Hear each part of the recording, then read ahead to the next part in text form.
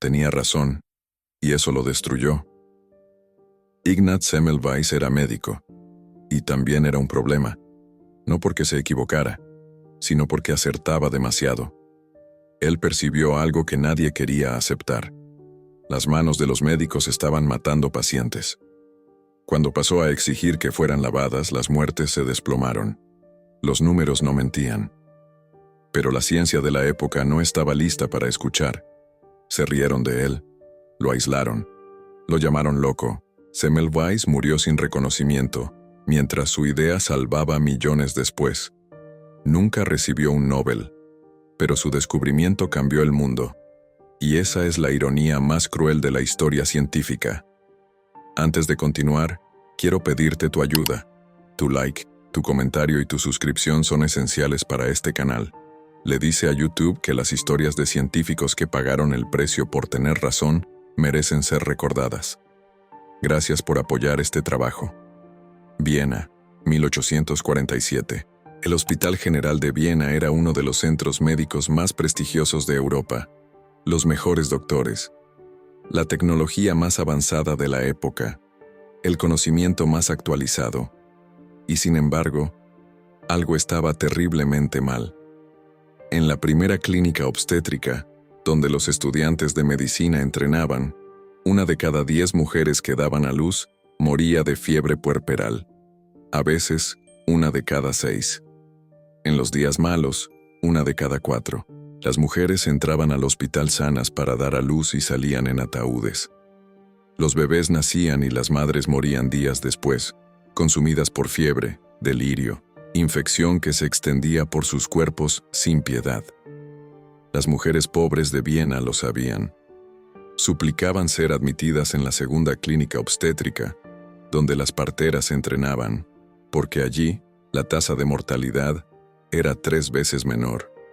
Preferían dar a luz en la calle, literalmente en las calles de Viena, que entrar a la primera clínica, porque las mujeres que daban a luz en la calle tenían mejor probabilidad de sobrevivir que las que recibían el mejor cuidado médico disponible.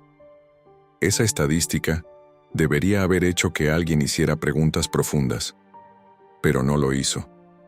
Los médicos tenían explicaciones, teorías elaboradas, miasmas en el aire, humores desequilibrados, constituciones débiles, cambios en la atmósfera, causas cósmicas. Todo menos mirar directamente lo que estaban haciendo. Ignaz Semmelweis era un médico húngaro que trabajaba como asistente en esa primera clínica, y algo no le cuadraba. Observaba los patrones, estudiaba los números, y había algo específico que no podía ignorar. La segunda clínica, donde las parteras trabajaban, tenía tasas de mortalidad dramáticamente más bajas. ¿Por qué? Las mujeres eran las mismas. Las condiciones del hospital eran idénticas. La única diferencia significativa era quién las atendía.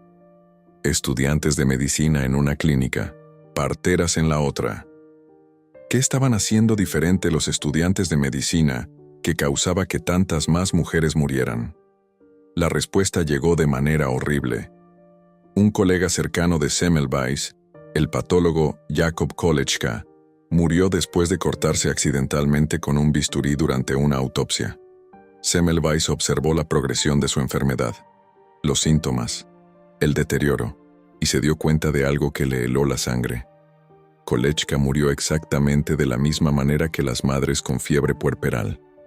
Los mismos síntomas, la misma progresión, la misma muerte horrible. Se había infectado con algo durante la autopsia, y las madres se estaban infectando con exactamente lo mismo. La conexión era aterradora y obvia una vez que la veías. Los estudiantes de medicina pasaban sus mañanas en la sala de autopsias, diseccionando cadáveres de mujeres que habían muerto de fiebre puerperal. Luego iban directamente, sin lavarse las manos, a la sala de partos donde examinaban a mujeres en trabajo de parto. Introducían sus manos que acababan de estar dentro de cadáveres infectados, dentro de mujeres vivas y vulnerables, y transferían la muerte directamente de los muertos a los vivos. Las parteras no hacían autopsias, por eso sus pacientes sobrevivían. Los estudiantes de medicina, con su entrenamiento superior y su acceso a los últimos avances de la ciencia, estaban matando pacientes con sus propias manos. Semmelweis entendió algo que nadie más había comprendido. Había partículas cadavéricas invisibles en las manos de los médicos. No podía verlas. La teoría de los gérmenes no existía todavía. Pasteur no había publicado su trabajo. Koch no había identificado bacterias específicas, pero Semmelweis sabía que algo estaba siendo transferido y sabía cómo detenerlo. En mayo de 1847, instituyó una política radical. Todos los doctores y estudiantes debían lavarse las manos con una solución de cloro antes de examinar pacientes. El cloro eliminaba el olor de la putrefacción, lo que para Semmelweis indicaba que eliminaba las partículas que causaban la infección. Los resultados fueron inmediatos y dramáticos. La tasa de mortalidad en la primera clínica se desplomó. De 18% cayó a menos de 2%. De 1 de cada 5 mujeres muriendo a solo 1 de cada 50. Era uno de los resultados más claros y reproducibles en toda la historia de la medicina. Una intervención simple, lavarse las manos, reducía la mortalidad en más del 90%. Los números eran innegables. Las vidas salvadas eran reales. Semmelweis tenía evidencia sólida, reproducible, estadísticamente significativa de que su método funcionaba. Y el establecimiento médico lo rechazó completamente. Los médicos senior se sintieron insultados. Semmelweis estaba sugiriendo que sus manos, las manos de doctores educados y respetados, estaban sucias. Que ellos, los guardianes de la salud, estaban causando enfermedad. La idea era ofensiva, ridícula, imposible. Los médicos eran caballeros. Los caballeros tenían manos limpias por definición. Además, la teoría de Semmelweis no tenía sentido según la ciencia médica aceptada de la época. No había mecanismo conocido por el cual las partículas cadavéricas pudieran causar enfermedad. Sin teoría de los gérmenes, sin microscopios lo suficientemente potentes para ver bacterias, sin marco teórico que explicara por qué funcionaba el lavado de manos, la idea de Semmelweis parecía ser solo superstición. Si estás encontrando valor en esta historia, por favor toma un momento para dar like a este video y suscribirte al canal. Tu apoyo nos ayuda a continuar compartiendo estas perspectivas. Gracias. Pero había algo más profundo operando: el orgullo. Si Semmelweis tenía razón, entonces los médicos habían estado matando pacientes durante décadas. Miles de mujeres habían muerto innecesariamente. Miles de bebés habían quedado huérfanos. Y los doctores, con toda su educación y experiencia, habían sido los asesinos. Aceptar la verdad de Semmelweis requería aceptar una culpa masiva y horrible. Era psicológicamente más fácil rechazar su idea que confrontar lo que significaba si era correcta. Así que lo rechazaron. Con vehemencia, con hostilidad, con crueldad calculada. El jefe de Semmelweis, Johann Klein, se sintió particularmente amenazado. Klein había estado a cargo de la primera clínica durante años de alta mortalidad. Si Semmelweis tenía razón, Klein era directamente responsable de innumerables muertes. Así que Klein hizo lo que las personas en posiciones de poder a menudo hacen cuando confrontan verdades inconvenientes. Atacó al mensajero. Bloqueó la renovación del contrato de Semmelweis. Lo forzó a salir del hospital. Usó su influencia para asegurar que Semmelweis no pudiera obtener posiciones similares en otros lugares. Lo convirtió en un paria médico. Semmelweis se fue a Budapest, donde eventualmente obtuvo una posición en otro hospital de maternidad. Implementó sus protocolos de lavado de manos allí también. Y nuevamente, las tasas de mortalidad cayeron dramáticamente. Nuevamente, salvó vidas. Pero también se volvió cada vez más amargo, cada vez más agresivo en sus intentos de convencer al mundo médico. Escribió cartas abiertas a prominentes obstetras, llamándolos asesinos. Publicó un libro en 1861, La etiología, el concepto y la profilaxis de la fiebre puerperal, donde presentaba toda su evidencia. Pero el libro estaba mal escrito, desorganizado, lleno de ataques personales contra sus críticos. En lugar de persuadir, alienó. Su comportamiento se volvió cada vez más errático. Su familia notó cambios en su personalidad. Se volvió paranoico, depresivo, obsesivo. En 1865 su familia lo llevó a un asilo mental en Viena. El diagnóstico fue demencia, psicosis, aunque los síntomas también son consistentes con Alzheimer temprano o sífilis terciaria. 2 semanas después de ser internado, Semmelweis murió. Tenía 47 años. La causa oficial fue septicemia, infección de la sangre. Irónicamente, Semmelweis murió de la misma enfermedad que había dedicado su vida a prevenir en otros. Algunos registros sugieren que fue golpeado por guardias del asilo, otros que desarrolló una infección después de una operación ginecológica que realizó poco antes de ser internado. Los detalles exactos son turbios, pero lo que está claro es que murió rechazado, olvidado, considerado un fracaso. Y luego, menos de una década después, Louis Pasteur y Joseph Lister probaron la teoría de los gérmenes.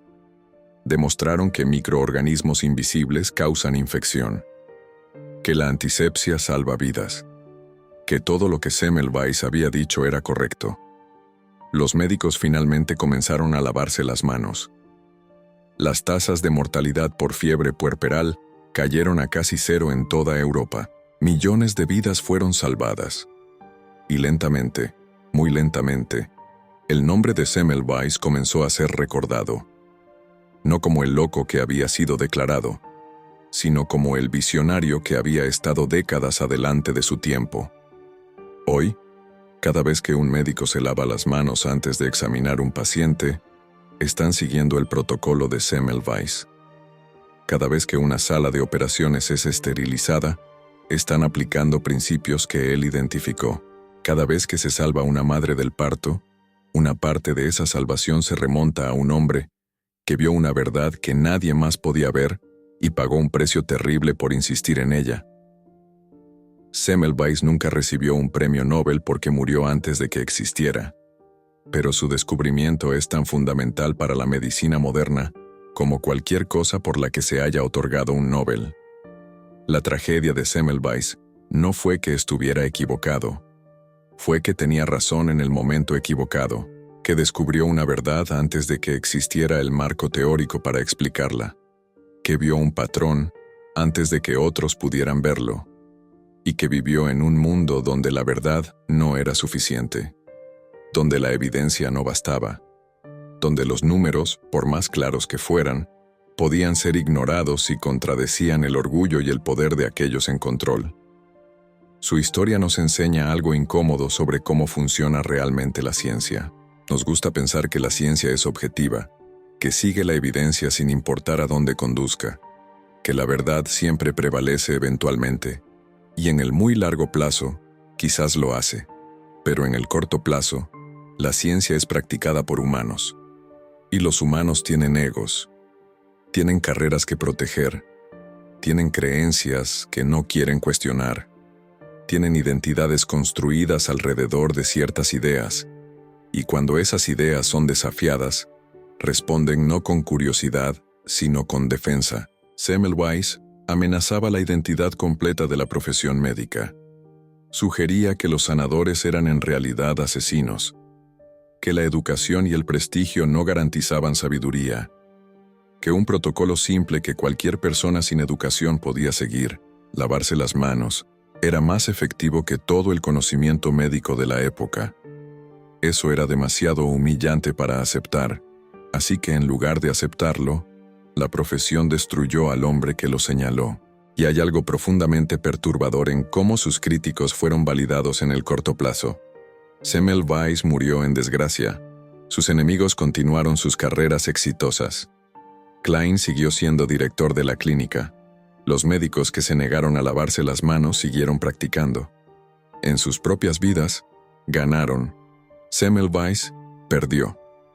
Solo décadas después, cuando todos estaban muertos, la historia cambió el veredicto, pero para el individuo viviendo a través de ella, La justicia histórica no significa nada. Moriste rechazado de todos modos. Esta es la lección más oscura de Semmelweis, que puedes tener razón, puedes tener evidencia, puedes estar salvando vidas, y aún así, el mundo puede destruirte. Que la verdad no te protege, que ser correcto no es suficiente, que el timing importa tanto como la corrección, y que el establishment, cuando es amenazado, no responde con razón, responde con poder, y el poder, en el corto plazo, siempre gana sobre la verdad. Pero hay otra lección, más esperanzadora, que aunque Semmelweis murió sin reconocimiento, su idea sobrevivió. No porque tuviera aliados poderosos, no porque fuera políticamente astuto, sino porque era verdad, y la verdad, aunque pueda ser suprimida, aunque pueda ser rechazada, aunque pueda matar a aquellos que la pronuncian, eventualmente encuentra una manera de emerger. Las ideas que funcionan eventualmente reemplazan a las ideas que no funcionan. No inmediatamente, no sin resistencia, no sin costo terrible. Pero eventualmente, cada médico que se lava las manos hoy es una victoria póstuma para Semmelweis. Cada madre que sobrevive al parto es un monumento a su persistencia. Cada vida salvada por protocolos de higiene es un testimonio de que su sufrimiento no fue en vano. No lo redime, no hace que su vida sea menos trágica, no quita el dolor de morir rechazado y solo. Pero significa que aunque el mundo lo destruyó, no pudo destruir lo que descubrió. Semmelweis pagó el precio definitivo por tener razón demasiado pronto. Pero nos dejó una pregunta que cada generación debe responder. ¿Cómo tratamos a aquellos que ven verdades que no queremos enfrentar? ¿Tenemos el coraje de seguir la evidencia, incluso cuando nos hace sentir incómodos? ¿Podemos separar el mensaje del mensajero lo suficiente como para evaluar ideas en sus méritos, en lugar de en qué tan amenazantes se sienten? ¿Estamos dispuestos a cambiar de opinión cuando los datos demuestran que estábamos equivocados?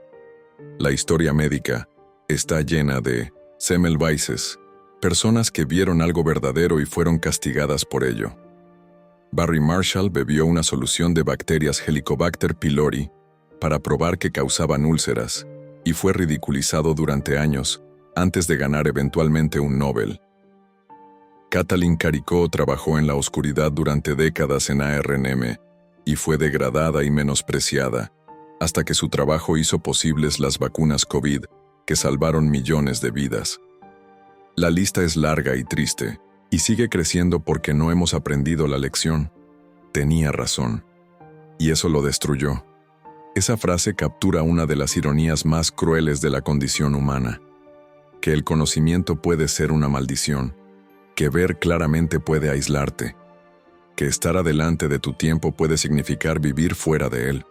Ignaz Semmelweis salvó más vidas que la mayoría de los médicos de su era combinados, y murió en un asilo, considerado loco por la profesión que había intentado mejorar. Pero la historia se acuerda, y nosotros recordamos, no solo su descubrimiento, sino su sacrificio, no solo que tenía razón, sino lo que le costó tener razón, y tal vez, al recordar, podemos hacer que el próximo Semmelweis pague un precio menor por ver lo que otros aún no pueden ver. Si este relato te ha inspirado de alguna manera, tu like y suscripción hacen una diferencia real. Nos ayudan a seguir rescatando historias que merecen ser contadas. Gracias por estar aquí.